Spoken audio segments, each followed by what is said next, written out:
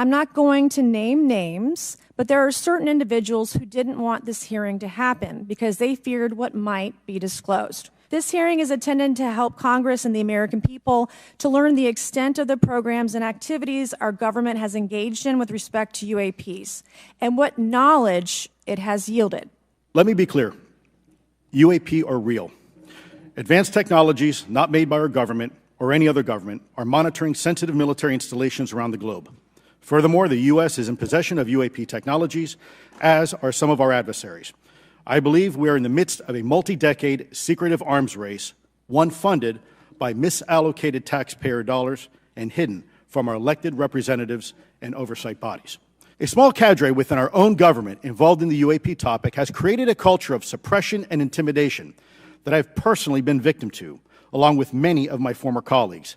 This includes unwarranted criminal investigations, harassment, and efforts to destroy one's credibility. The report that was just shared with Congress says Immaculate Constellation serves as a central or parent USAP that consolidates observations of UAPs by both tasked and untasked collection platforms. The report to Congress details in detail various UAPs, including spheres, orbs, disks, saucers, ovals, triangles, boomerang, arrowhead, and irregular organic. The report describes various incidents found in the human intelligence databases. One involved orbs surrounding and forcing an F-22 out of its patrol area. In another incident, the crew of a Navy aircraft carrier watched a small orange-red sphere rapidly descend from a high altitude of 100 to 200 yards directly above the flight deck of the CVN, or aircraft carrier. Another source came forward who told me that they saw a roughly 13-minute-long, high-definition, full-color video of a white orb UAP coming out of the ocean approximately 20 miles off the coast of Kuwait. It was filmed from a helicopter. Then halfway through the video, the person said the orb is joined by another orb that briefly comes into the frame from the left before rapidly moving again out of the frame. The person discovered the video on SIPR, the Secure Internet Protocol Router Network, which the DoD uses to transmit classified information. What's the key takeaway, just a few seconds, about the Immaculate Constellation document you provided us today? I think that what the American people need to know is that the U.S. military and intelligence community are sitting on a huge amount of visual and other information, still photos, video photos, other sensor information, and they have for a very long time. And it's not those fuzzy photos and videos that we've been given. There's very clear high-res, high-resolution. How many visuals, graphics, videos, photos? I mean, I've been told hundreds, maybe thousands. Has the government conducted secret UAP crash retrieval programs, yes or no? Yes. Okay, were they designed to identify and reverse engineer alien craft, yes or no? Yes. In your book, you mentioned government employees who've been injured by UAPs, placed on leave, and receiving government compensation for their injuries. Is that correct? That is correct. How can the government deny we have recovered craft if they're paying people because they've been injured by recovered craft? Ma'am, that's a great question. Was anything described as that we have possession of bodies? Yes. Yes. We have is it multiple types of creatures, or? Sir, I couldn't answer that. I can tell you anecdotally that it was discussed quite a bit when I was at the Pentagon. The problem is the supposed collection of these biological samples occurred before my time, in fact, before I was even born. Has there been any, to your knowledge, any communication with a non-human life form? So the term communication is a bit of a trick word because there's verbal communication like we're having now. The problem is you also have nonverbal communication. And so I would say definitively yes, but from a nonverbal meaning, when a Russian reconnaissance aircraft comes into U.S. airspace, we scramble 2 F-22s, and we are certainly communicating intent and capability. I think the same goes with this. We have these things that are being observed over controlled U.S. airspace, and they're not really doing a good job hiding themselves. They're making it pretty obvious they have the ability to even interfere with our nuclear equities. Can you tell us about the Omaha incident? That specific incident involved the USS Omaha, the littoral combat ship of the U.S. Navy operating off Southern California. I don't remember the exact date. It was within the last decade. And what the watchstanders on the bridge observed was a UAP, again, something that was aloft but had no observable exhaust or control surfaces. So it was something that couldn't be explained. And then they saw it enter the water from the atmosphere and going through the air-sea interface, and so thus exhibiting transmedium travel. Have you specifically had any experience with submersible objects? Sir, I've no personal experience, but I've had witnesses on submarines come to me and say they've seen on sonar data. Correct. Okay. Yeah, how would USOs. how would you characterize those, and how do they move? The one instance that was revealed to me was in the 80s on a nuclear-powered submarine, a ballistic missile submarine, that the object exhibited the characteristics of a Russian torpedo in terms of its speed of movement and closing rate with the submarine, and then it slowed and followed the submarine slowly in its wake for a period of minutes, and then rapidly exited the scene. And nothing that we know of, and technology-wise, could replicate that. Are you aware of any hotspots that currently exist off our shores in North America?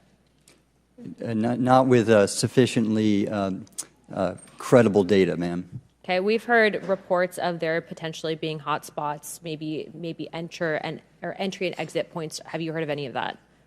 I have not, ma'am, but my colleague here, Mr. Elizondo, does discuss some USO activity that he's observed in certain DoD databases.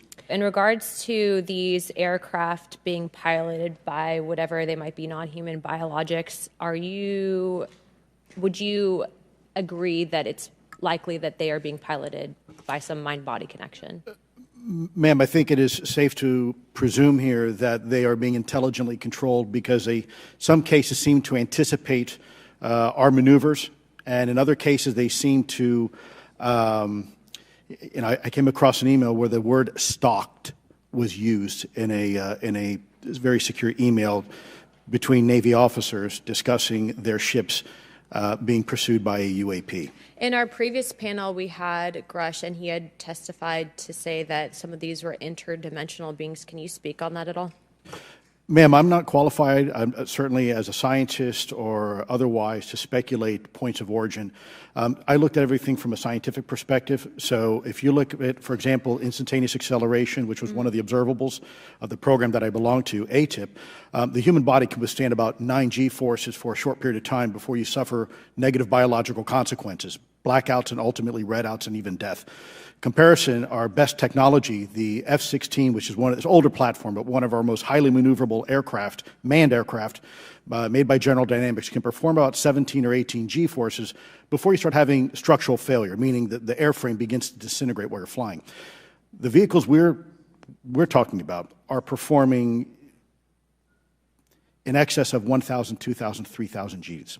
Some of these aircraft, it seems that they are operating off of energy that we don't currently have. But just yes or no, in your opinion, if we were able to obtain that, would that impact humanity for the better or negative?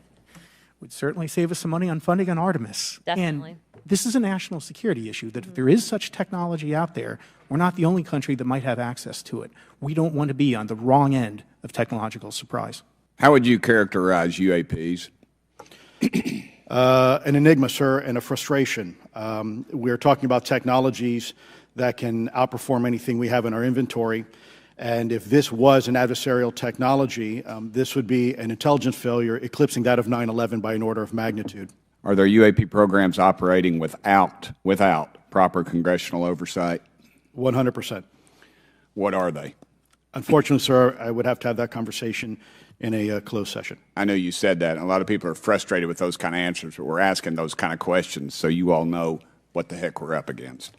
Confirmation that UAPs are real came to me in January of 2015 when I was serving as the commander of the Navy Meteorology and Oceanography Command. At the time, my personnel were participating in a pre-deployment naval exercise off the U.S. East Coast. It included the USS Theodore Roosevelt Carrier Strike Group, and this exercise was overseen by the United States Fleet Forces Command, led by a 4-star admiral who at the time was also my superior officer. During this exercise, I received an email on a Navy secure network from the operations officer of U.S. Fleet Forces Command. The email was addressed to all the subordinate commanders, and the subject line read in all capital letters, "Urgent Safety of Flight Issue." The text of the email was brief but alarming, with words to the effect, "If any of you know what these are, tell me ASAP. We are having multiple near mid-air collisions, and if we do not resolve this soon, we are going to have to shut down the exercise." Attached to the email is what is now known as the Go Fast video, captured on the forward-looking infrared sensor of one of the Navy F-A-18 aircraft participating in the exercise. The now declassified video showed an unidentified object exhibiting flight and structural characteristics unlike anything in our arsenal. The implication of the email was clear. The author was asking whether any of the recipients were aware of classified technology demonstrations that could explain these objects. Because the DoD policy is to rigorously deconflict such demonstrations with live exercises, I was confident this was not the case. The very next day, that email disappeared from my account and those of the other recipients without explanation. Moreover, the commander of Fleet Forces Command and the operations officer never discussed the subject. Did anyone respond with knowledge of what the objects were? I received no response, sir. Did the exercise get canceled? The exercise did not get canceled. Why do you think the commander of Fleet Forces operations officer never discussed the incident again? Sir, I'm speculating because I didn't have an exchange with him, but I believed it to be part of a special access program, the information and the video, which we have known now it was, and he realized he couldn't share that openly with the recipients of the email, and therefore the email was pulled from everybody's account. Non-biological intelligence, what does that mean, though? Artificial intelligence, ML, machines. We assume that all intelligence would be like us, and every time we look out in the universe, we are humbled relative to what we don't know in terms of the forms of intelligence and what it may take. I can assure you I probably can't ask you your question, but I think the ultimate answer is going to surprise us all.